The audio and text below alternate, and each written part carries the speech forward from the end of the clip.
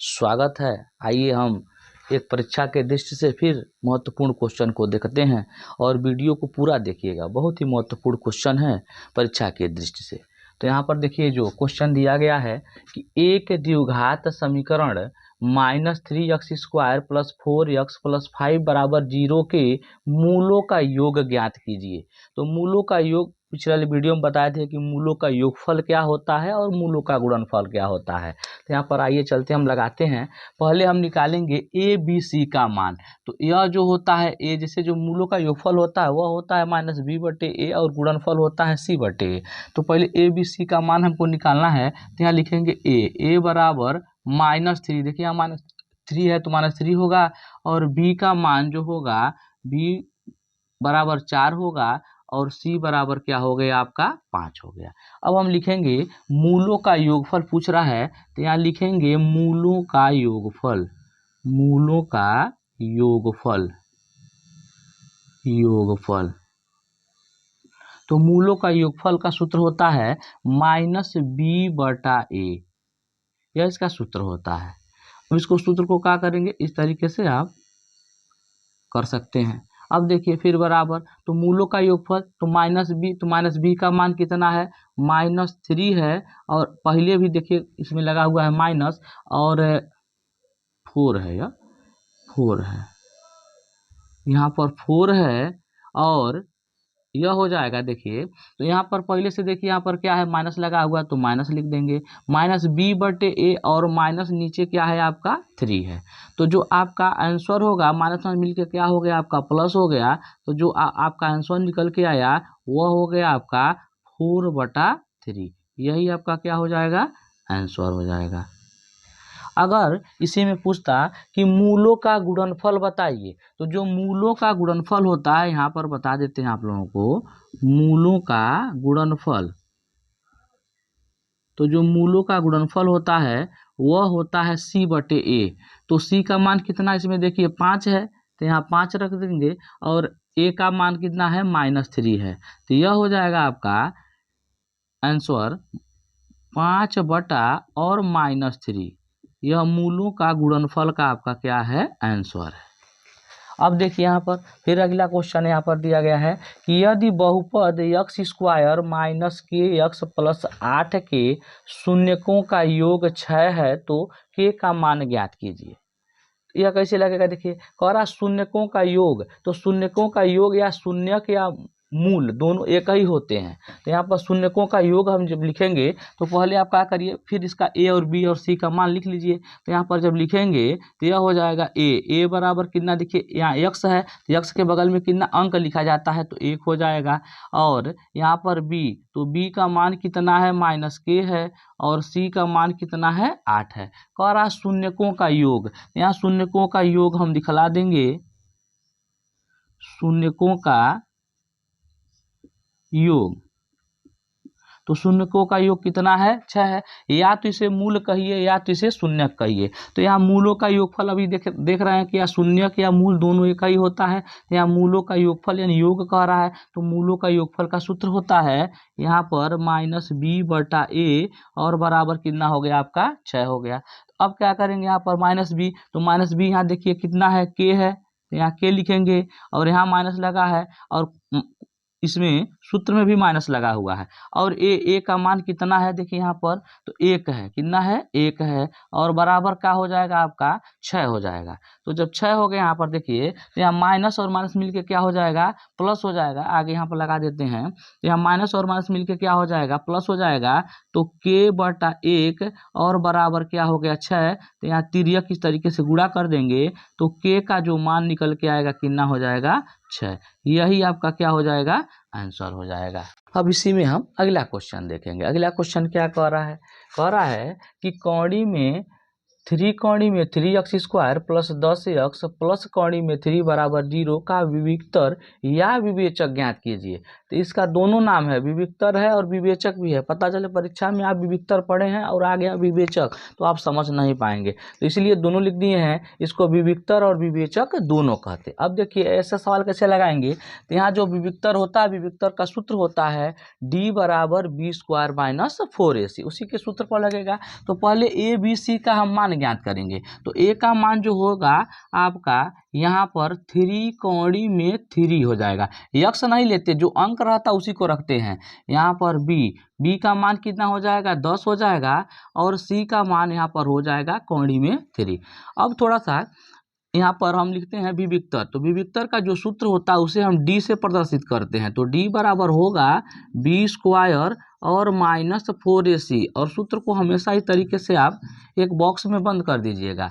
तो यह हो गया डी का मान। अब डी का मान हम निकालेंगे, तो जब डी का मान निकालेंगे तो बी का मान कितना है 10 है, तो यहाँ पर लिखेंगे 10 का स्क्वायर और -4 और गुणे ए का मान कितना है 3 कौड़ी में 3 है, और सी का मान कितना है गुणे कौड़ी में 3 है। तो कौड़ी का गुणा बहुत लोग नहीं कर पाते। फिर एक बार कौड़ी के बारे में आप लोगों को बता दें थोड़ा सा कि यहाँ पर जैसे कि मान के चलिए कौड़ी अगर 3 है और गुणे कौड़ी में 3 है, तो जब सेम बराबर रहता है अंक, यानी देखिए यहाँ भी 3 यहाँ भी 3, दोनों बराबर है तो कौड़ी हट जाएगा, सिर्फ 3 भर बचेगा।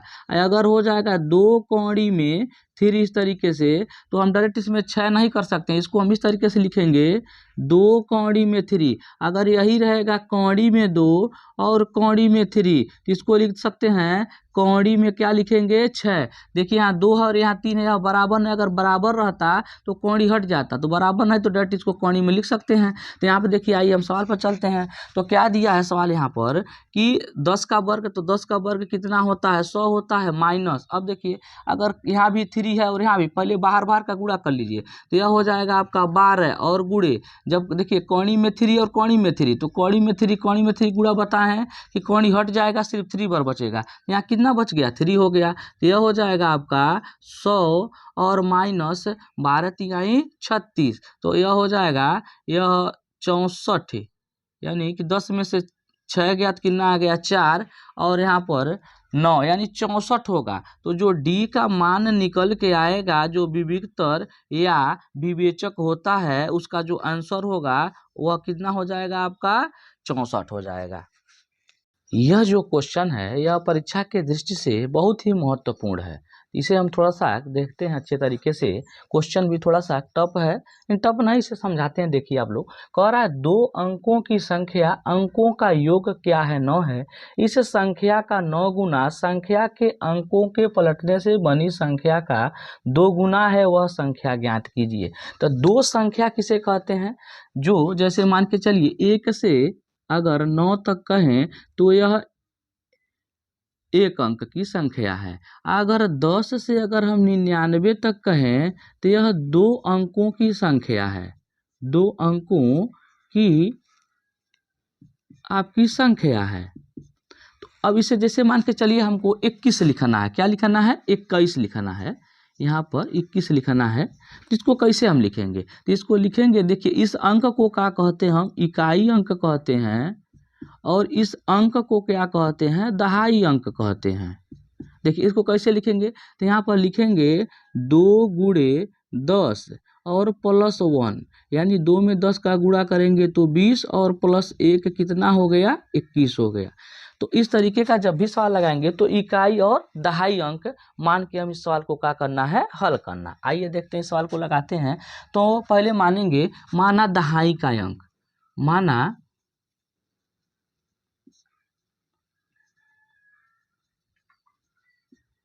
दहाई का अंक,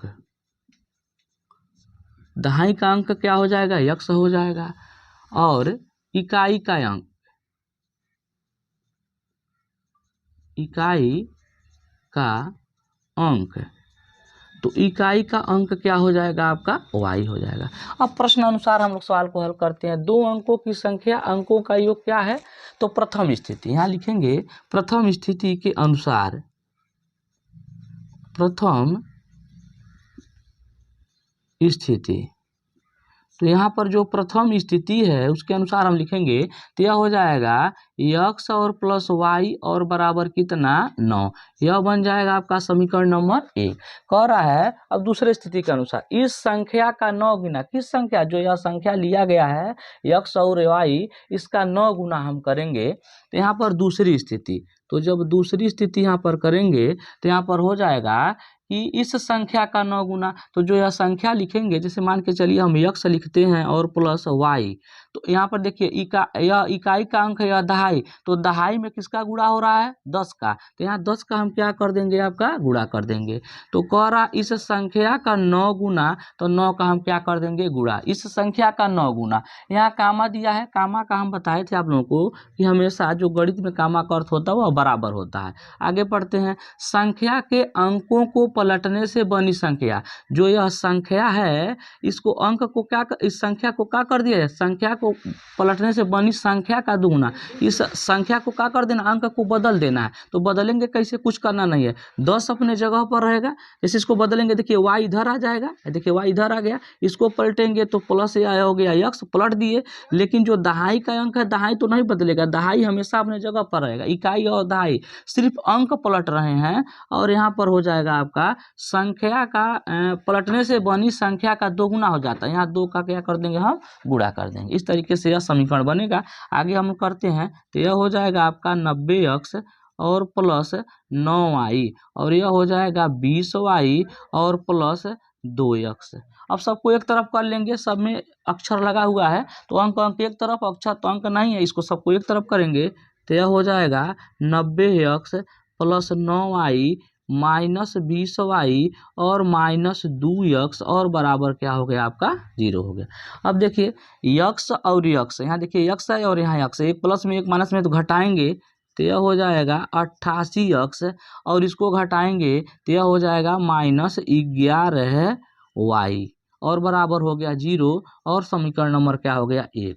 अब इसमें हम और भी कामन कर सकते हैं, कामन 11 कर सकते हैं और छोटा हो जाएगा, तो 11 कामन करेंगे, कामन उसे किया जाता है जो दोनों को काट दे, तो दोनों को काटेगा 11, तो 11 से 88 को काटेंगे तो 8 बार, और माइनस 11 से 11 कटेगा तो y होगा, और यहाँ पर देखिए अगर इसमें इसको भाग देते हैं तो यह क्या हो जाएगा आपका 0 ही होगा। तो यानी जो हमारा आया समीकरण 8x माइनस वाई और बराबर 0, यह हो गया आपका समीकरण नंबर 2 हो गया। क्या हो गया, समीकरण नंबर 2 हो गया। अब देखिए अब विलोपन विशेष को हल कर दीजिए। तो विलोपन विषय क्या बताए थे कि x और y को देखा जाता है, जो दोनों बराबर रहता है उसी को काट दिया जाएगा चिन्ह के अनुसार। तो यहाँ पर देखिए प्लस है, y और y आपस में बराबर है, और यहाँ प्लस और यहाँ माइनस है, तो कैसे कटता है, तो कैसे कटेगा, हम एक फार्मूला आपको बता देते हैं कि अगर देखिए प्लस और प्लस तो यह और एक माइनस और माइनस अगर रहेगा सेम सेम रहेगा तो यह कैसे कटता है, घटाने पर। अगर प्लस और माइनस रहेगा चिन्ह तो इसको काटते हैं कैसे, हम जोड़ने पर। कैसे काटते हैं, जोड़ने पर। तो देखिए चिन्ह अभी हमको क्या दिखलाई दिया, एक माइनस है और एक प्लस है, तो एक माइनस और एक प्लस तो कैसे कटेगा, यह जोड़ने पर। तो लिखेंगे समीकरण 1 और समीकरण 2 को क्या करने पर, जोड़ने पर। तो यहीं पर लिख देंगे समीकरण 1 और समीकरण 2 को जोड़ने पर। यहीं पर लिखिए समीकरण 1 और प्लस समीकरण 2 को क्या करने पर, जोड़ने पर। तो जब जोड़ेंगे तो जोड़िए यहाँ पर x और प्लस y और बराबर 9, और दूसरा समीकरण आपका है 8x और माइनस y और बराबर 0। अब देखिए जब जोड़ेंगे तो यह कट जाएगा, यह हो जाएगा आपका कितना 9x और बराबर 9 हो गया यहाँ पर। अब यहीं पर हम थोड़ा सा लगा देते हैं, इसको आप लोग नोट कर लीजिए, और इसको हम हटाते हैं। देखिए यहाँ पर हटा देते हैं। अब यहाँ पर x का जो 9, देखिए यहाँ पर जो सवाल हम लगाए हैं तो यह आया है 9x बराबर 9, तो x का मान निकालेंगे तो 9 बटा क्या हो गया 9, और x बराबर कितना हो गया 1, यानी भाग देंगे तो यह कट के कितने बार जाएगा, 1 बार जाएगा। x का मान आ गया, यानी कि आपका दहाई का मान आ गया। अब इकाई का मान निकालना है, इसको समीकरण नंबर 1 में या 2 में किसी में रखेंगे आ जाएगा, तो हम 1 में रखते हैं। तो लिखेंगे कि x का मान समीकरण 1 में रखने पर यही लिख देते हैं कि x का मान समीकरण 1 में रखने पर। तो जब रखेंगे इसको तो यहाँ पर देखिए x का पहले का जो समीकरण है x और प्लस y और बराबर 9, तो 1 यहाँ रखेंगे तो यहाँ 1 हो गया, और प्लस यह हो गया y हो गया, और बराबर कितना हो गया 9, तो y बराबर 9 माइनस 1, यानी y का मान जो आ गया कितना आ गया आपका 8 आ गया। तो यहाँ पर देखिए इस तरीके से वह 8 आ गया। अब वह संख्या हम कैसे ज्ञात करेंगे, तो वह